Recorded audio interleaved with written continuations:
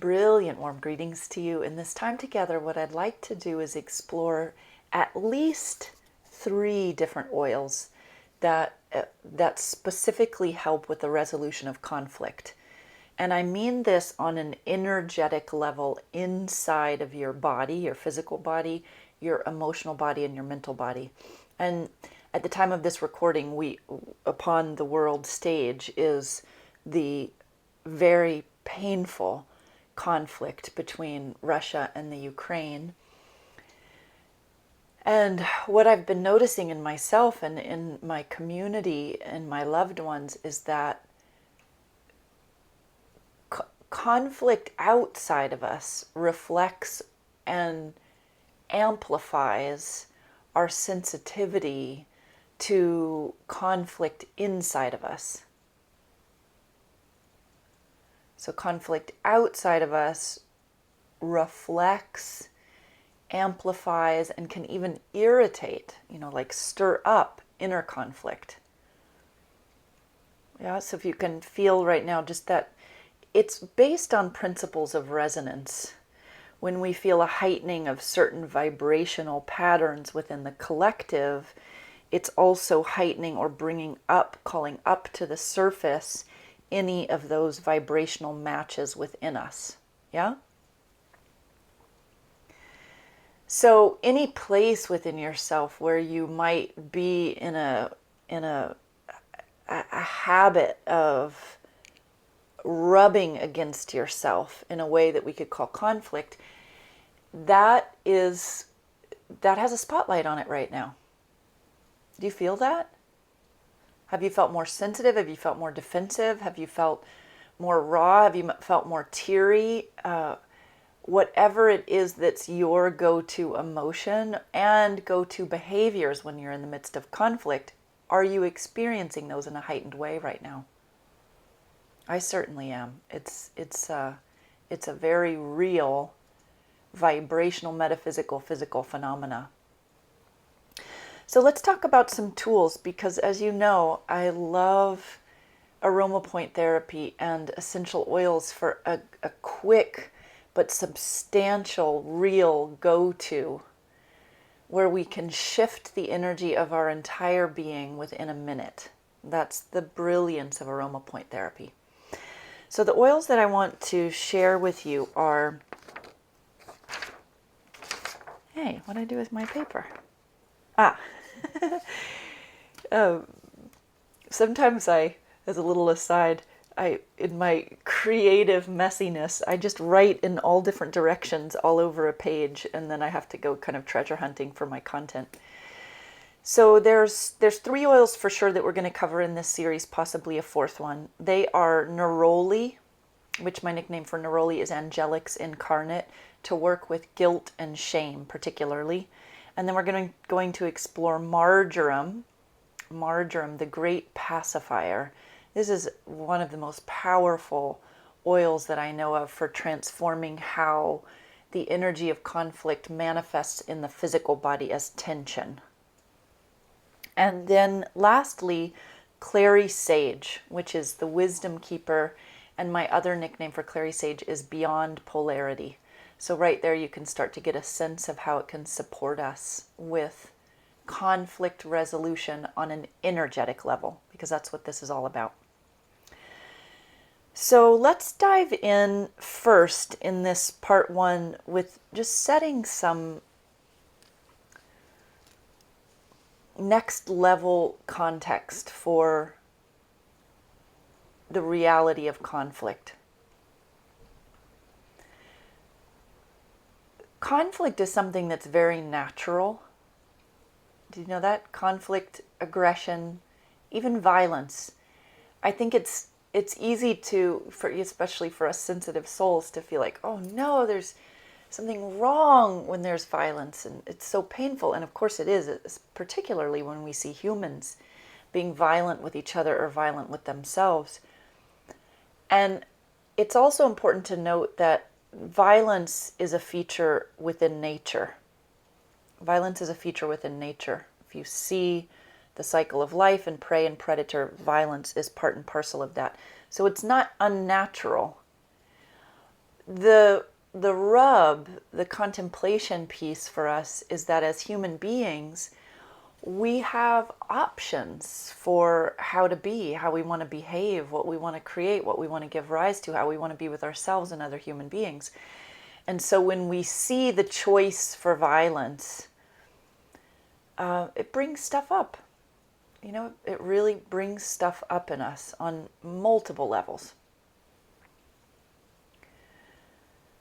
So when we sort of pop open, this is what we're doing right now for a few minutes, is popping open this context for conflict. It's starting to put space around the idea of conflict itself, so that even just the idea of conflict doesn't feel as painful as it does normally to us. Now, this isn't in an attempt to create a numbness in relationship to conflict or to spiritually bypass the painful realities of it. It's just literally to open up space, because we don't actually get free from the unproductive aspects of conflict inside of ourselves until some space opens up. When some space opens up, we get the medicine of perspective, with a capital P, perspective. And when we have the medicine of perspective, everything can start to shift and move. And conflict, by its very inner, its primal energetic nature, is that conflict is two opposite or opposing forces coming together with force. And in our most common understanding of conflict, there's a winner and a loser. Okay?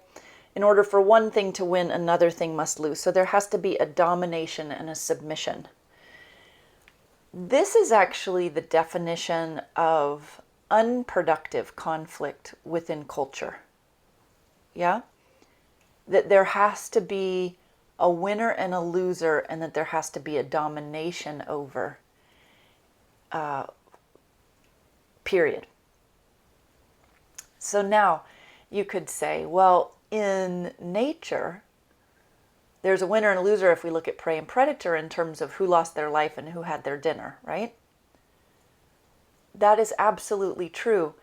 But if we take the cues from nature, or we look at it from a nature perspective, a nature narrative, I'm smiling because that's a beautiful title of my beloved colleague's book, Nature's Narrative, an Oracle Deck. When we look at this from nature's narrative, we see that even the prey and predator, where it felt like there was a winner and a loser, it's all, when we look at it from a cyclical process perspective, it's all part of the cycle of life, death, life. It's inherently part of the cycle of life, death, life. And when we see it from that zoomed out truth, the zoomed out reality, then we see that it's actually not just about a winner and a loser in that moment, because we see it as part of such a much bigger cycle of ecology.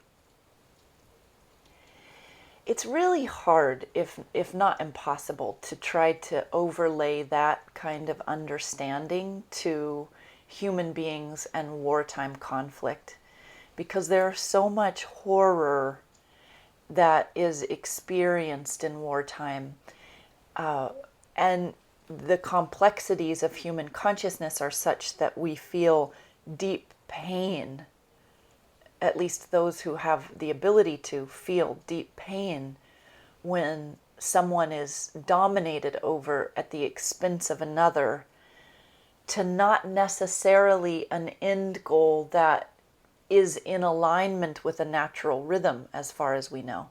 So there's deep pain, regret, helplessness, hopelessness that comes from that recognition.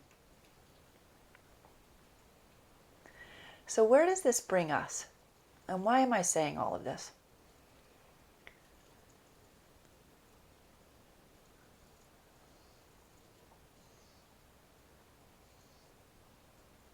In any kind of human conflict,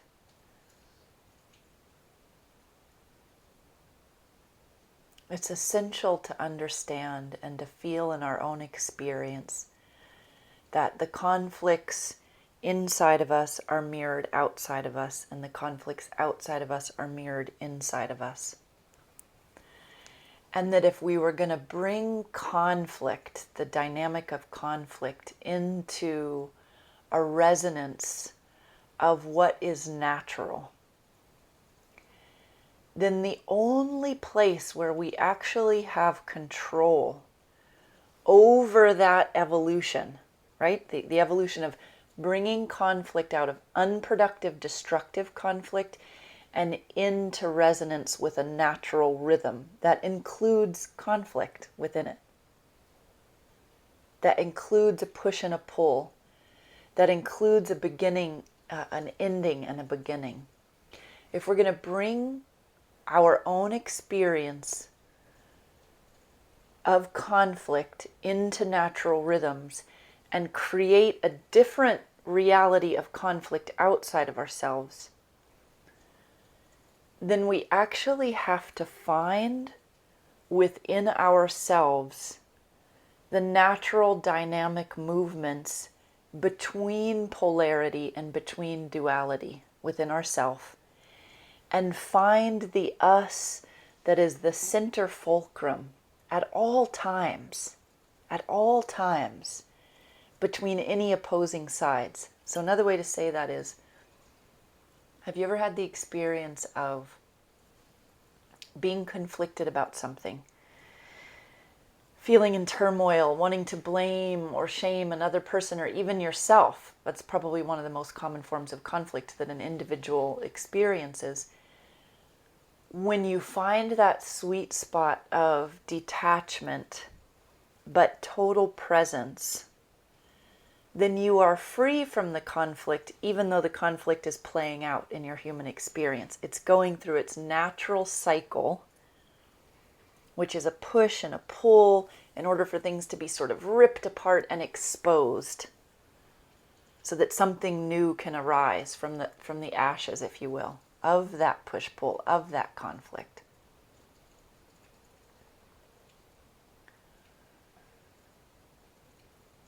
There are so many beautiful tools that we have in the world right now to help us with this kind of thing. Thank God, because we need them. You know, there's mental tools, there's reframing, there's many different psychological tools, there's somatic tools, there's breath work, there's meditation, there's different invitations and practices to be in our body, like Kundalini yoga, yoga in general, there's exercise. There's so many techniques and therapies, right? Tapping, emotional freedom technique, hypnotherapy. These are all completely brilliant. My favorite is Aroma point therapy. And not because I think that it takes care of everything miraculously, every challenge that we have, but because it complements any other process that we might have, any other tool that we might use, and it brings us radically present into the moment, into this now moment. And we can't actually move forward in a way that's different from what we've repeated in the past unless we come present to this moment, and out of the consciousness and the conscious connection to this moment, we choose something different. That's quite literally how we create a different world, moment by moment. So being able to have tools that support us in the allowance, if you will, of the natural movements of the natural movements of conflict, and bring us into, invite us into that peace that passes all understanding, that us as fulcrum in the center, the immovable center in the midst of the storm, the immovable center that is us. Then we can come to conflict both inside of ourselves and outside of ourselves in a liberated way. This is huge, huge. So with that as context, I'm going to stop here, and then we will go into our next segments with these beautiful oils, sharing a bit about how they work energetically, and at least one point that you can put them on to for each one, to create very substantial, tangible, and near instant shifts in your experience. All right, I'll see you in the next video.